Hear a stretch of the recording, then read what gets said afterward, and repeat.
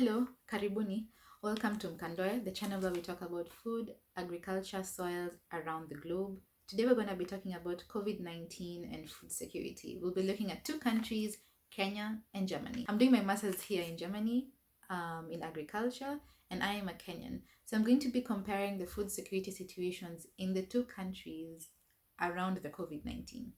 So to start off, please click subscribe, like, and share this video if you find the information relevant to you and if you think it's going to help you. Actually, it is going to help you. So let's start with food security.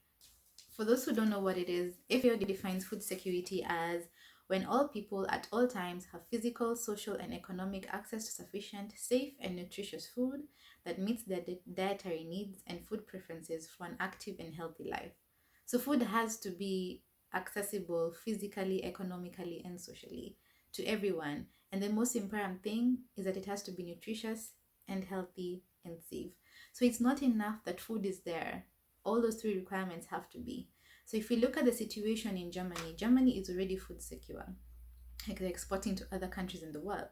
Kenya also exports despite it being food insecure sometimes, not all the time. To understand the food insecurity issues in Kenya, especially during the COVID-19, let's backtrack a little bit to 2019. So that year in terms of food in Kenya was not a very good year. It didn't rain as it was supposed to during the long rains at between March and May. That's our long rain season. And so people had gone out to plant and then it didn't rain. And when it was not supposed to rain, it rained. And when it was supposed to rain too little, during the short rains, it rained too much. So now we have too much rain towards the end of the year when people are supposed to be harvesting. And this was like catastrophic because your food is supposed to be drying, yet it's raining. So that led to a lot of post-harvest losses. So we had issues where the tomatoes were very expensive because when they were drying, when they were supposed to be drying, it rained. And then the short rains coincided with the long rains of 2020. So now you had too much rain at a very short period of time, causing floods because the land can only soak up so much water. Remember, the soil can only soak up so much. So now you have the short rains becoming the long rains, and then coinciding with the next rains of 2020. So the rain was too much and there was flooding in the land.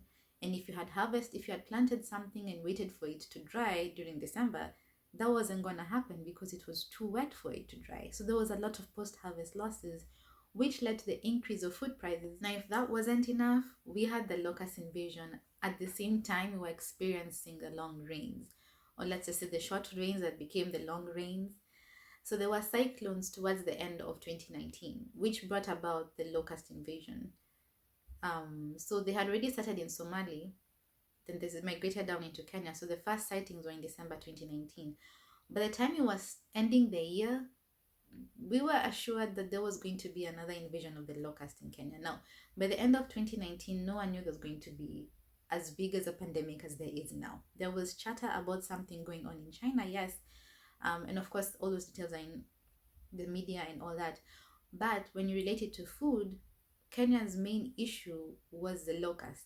So coming into February 2020, the locust invasion had become so much of a threat to the food system that the Food and Agricultural Organization, the FAO, declared the locust invasion as dangerous. Now, that is a very critical stage to be in because locusts eat. When a swarm of locusts passes through your land, they eat the equivalent of 35,000 people and multiply that by a couple number of days in a month. So you can imagine the havoc that they were reaping, the havoc that they were causing. And this is in the farms. So whatever you had planted was being eaten up. And it's not only food, trees are going as well. Anything that's green and leafy and vegetable like, the locust is eating that on its path. And then come March, you have the COVID-19 pandemic. Or rather, by that time, by March, it now became a pandemic because the whole world was now dealing with the issue and not just one particular center of the specific area of the earth. So now you have the flooding, you have the locust invasion, and then you have the COVID-19. But if you put those three factors together, it looks like it's the end of the world, honestly, especially for a country that can't even really feed all its population. Because remember, we import quite a lot, and as much as we do produce a lot, we import quite a lot of, for example, wheat and rice. Maize we produce more than we import, but the meat was also being eaten by the locusts. So now, after all that bad news, what more did the government do? So there were actions to spray, there were actions to, but this is the case where you can't start thinking about what is agroecologically friendly. I don't know if you can. I always stand to be corrected, because at this particular juncture, it's either you finish the swarms or the swarms finish you, and I'd rather we finish the swarms of locusts. So this is when the mechanisms for spraying has started, but at the same time, countries were locking down their borders, so no one was flying. And if you're flying, you had to have a really good reason why. So a lot of the agrochemicals that were being used were being imported from Europe or US, and they had closed their borders. So, but that did bring about room for innovations and continuing to use traditional practices for agriculture. So that was some sort of silver lining in the dark cloud, because in as much as, yes, you need these chemicals right now and insecticides right now, there were traditional methods that were used, like digging trenches and burning the locusts when they fall into the trench. But it's still not enough when you have a swarm of locusts. It's literally like fighting an army with one person. It doesn't make any sense, but it was something to do. And then we had the restrictions on movements. So for example, I come from a family where we have land for farming, and we are doing farming large scale. We're trying to grow big. Because the farm is in a different place from where we live, we have to cross country, and that wasn't allowed anymore. So a lot of farmers couldn't move their produce from the production site to the markets because there was a curfew. You could only move between 6 a.m. and 7 p.m. You still only have to move between those times. So asking farmers to go get a permit to move food, it doesn't make any sense. It just adds on to the chaos that are already there. And I think that's one issue where the government has definitely gone wrong, imposing these curfews in the wake of a food security crisis. Yes, I understand that everyone needs to be home at a certain time to prevent the spread of the virus, but at the same time, they would have made the access easier for farmers, especially because they had to move around with the food, because it was not clear who should move and who shouldn't move, and who was a farmer and who wasn't a farmer. So before they had set the curfews in place, they should have been like, okay, so if you're moving around food, you need to prove that you're moving around food, how much you're moving around, how often you have to move, what time do you need to go, so that food can continue circulating. Again, we are not as food secure as Germany, so that would definitely be an issue. Now, in the midst of all those problems, the one thing I really, really liked about cooperatives and certain big institutions in Kenya is their ability and readiness to share and come together as one. So we all know about this campaign called the Bonga Points one. So it means that if you have talk time on your phone, you could transfer that as money to someone else's mobile phone, and they could go use that money to buy food, either in a supermarket or in a place that you could use mobile money as payment, which was quite something, because this is a time where if you don't have a job and you depend on your job to eat, you literally get the money paid to you that day and you have to eat. So literally a hand to mouth type of living. When you don't have a job anymore, you don't know what you're going to eat. It's not like you have any savings. What can we learn from this? First and foremost, we need to be prepared, because this pandemic has shown us that we have done nothing right about agriculture, about food, about our soils. If we have a cyclone again, we're going to have another locust invasion. We have issues of climate change already, because clearly the rainfall patterns are all over the place. It doesn't rain when it's supposed to rain, and when it does rain, it's too much rain. And the places that need the rain don't get the rain. And the places that, I wouldn't say some places don't need rain, but the rain is very unevenly distributed, and not everyone is used to this. So climate smart agricultural techniques will be necessary, and a government that listens. So now let's look at Germany. In the midst of the corona pandemic, like when it now became a pandemic, the first immediate instinct, or the first thing that a lot of people did in Europe was to hoard food. Now, I'm not just saying it's only Europe, but it's everywhere around the world, but it was very prevalent here, because you'd go to the supermarket and there's nothing on the shelves. There's no pasta. All the dried foods were gone. Anything that you could get your hands on were gone. And of course, this sent a lot of shockwaves, a lot of production companies, whether you're processing or whether you're a farmer growing food or whether you're in the food sector, it was just a bit of a, okay, so what do we do? So there's a lot of hoarding in the months of March, leading on to April, and a lot of uncertainty. And of course, the economic clashes and companies closing and having a mini lockdown, because we didn't have an entire lockdown in Germany. We just couldn't go to work and school, but we could get out of the house and take a walk or go to the supermarket. And, but there was like no social and economic activities outside your walls of home. But that did bring about an issue with the farmers.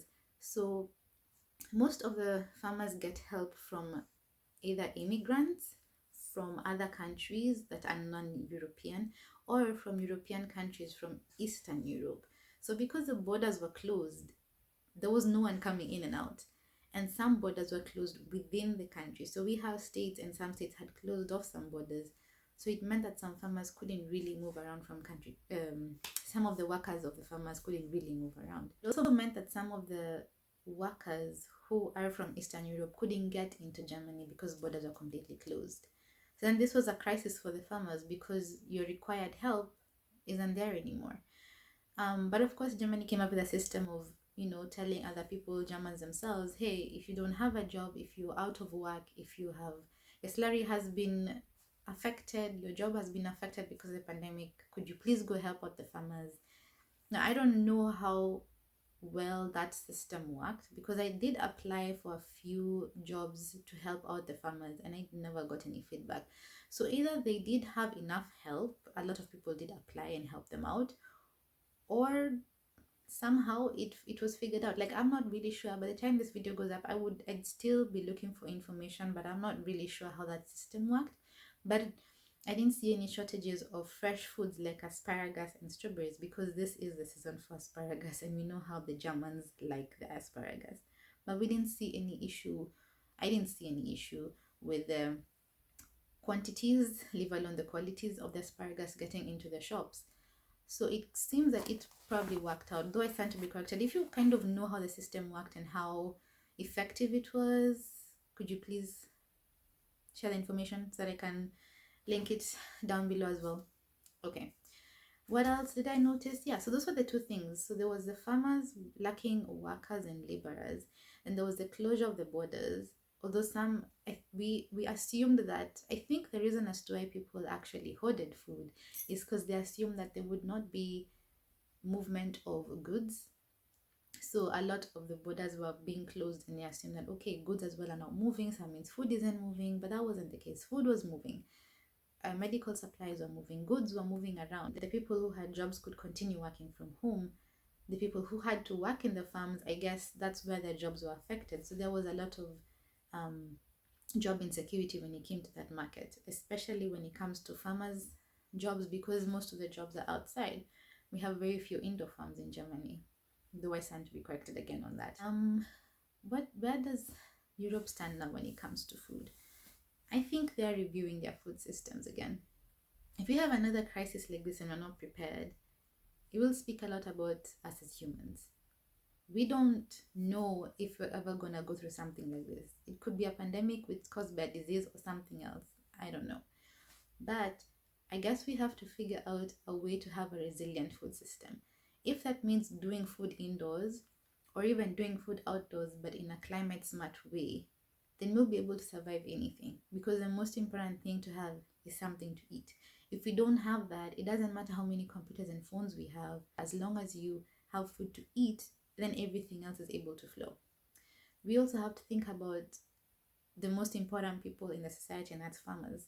They're the ones who are growing the food. They're the ones who are making sure you have something in your belly. But they're the ones who are suffering the most and being paid the least.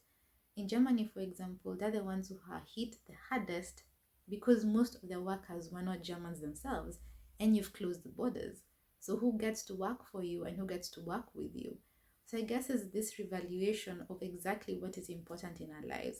Our basic needs comes first. The people who feed us, their needs come first as well. And then everything else should follow after that. If you go back to Kenya, the same thing. Farmers are the ones who are struggling because they can't move their food anymore. Why? There's a curfew. or there's an inter-county restriction. So you can't move from one county to another within the same country, yet you're transporting something that's extremely important for human survival, food. So we need to rethink how we are putting our policies and laws in relation to agriculture, in relation to food, so as to serve the people who need it the most, the farmers, the ones who are producing. There's one more people actually that I forgot. Let's talk about the consumers, not the consumers, but the retailers. Now, food prices have actually shot up. If you haven't noticed this, well, I guess your pocket is in a good place. Wherever you are in the world, food has gone up. Now, if you're in Kenya, because we dig so deep to get in, I mean, okay, food is cheaper than in Europe. But in Kenya, I noticed that food prices had really gone up because it was very significant. That's how liquid our food industry is, that if there's a slight glitch, everything just shoots up. The retailers had to add more money to the food, and the consumers have to dig deeper into their pockets, and yet they don't even have stable jobs. So the food prices went up, the retailers weren't getting as much, some of them were hoarding. It was just an endless cycle of viciousness. I don't know what's gonna happen in a few days, but I know that for sure this pandemic has really exposed our very negligent and discriminatory food system. We really do not make sure the food gets to where it needs to go, that by the time it gets there, it's spoiled. We produce enough food, guys. We actually do. The problem is it's not reaching the right people.